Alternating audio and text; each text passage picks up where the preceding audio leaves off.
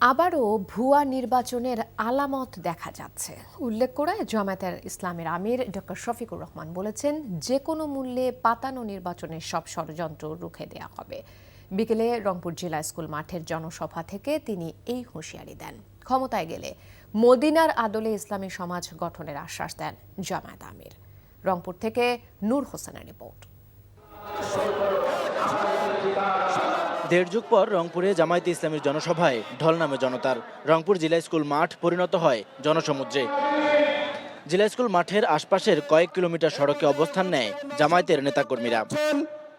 সমাবেশের শুরুতে উত্তরের ৩৩ আসনে জামায়াত মনোনীত প্রার্থীদের পরিচয় করিয়ে দেওয়া হয়। জামায়াত নেতারা বলেন, ইসলামপন্থীদের ঐক্যের মাধ্যমে দেশে শান্তি ও সুবিচার প্রতিষ্ঠা পাবে। নিজের শিক্ষা প্রতিষ্ঠানের মাঠে দাঁড়িয়ে নতুন বাংলাদেশ গড়তে ইসলামপন্থীদের ক্ষমতায় বসানোর আহ্বান জানান সদ্য কারামুক্ত নেতা এটিএম আজহারুল ইসলাম। কোন আইন দিয়ে বাংলাদেশের জনগণের মুক্তি নিশ্চিত হয় নাই, তাই নতুন বাংলাদেশ গড়তে হলে নতুনভাবে এগিয়ে যেতে হবে।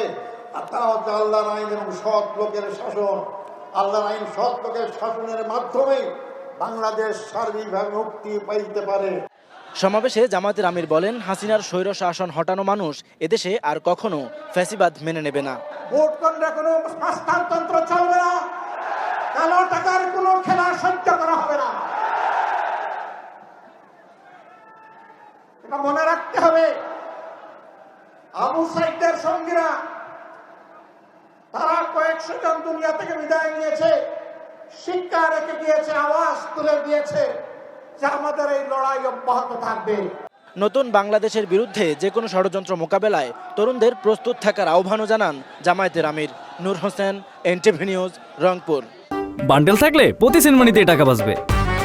বিকাশ সেনমানি বান্ডেল কিনে জিতুন প্রতি লেনদেনে।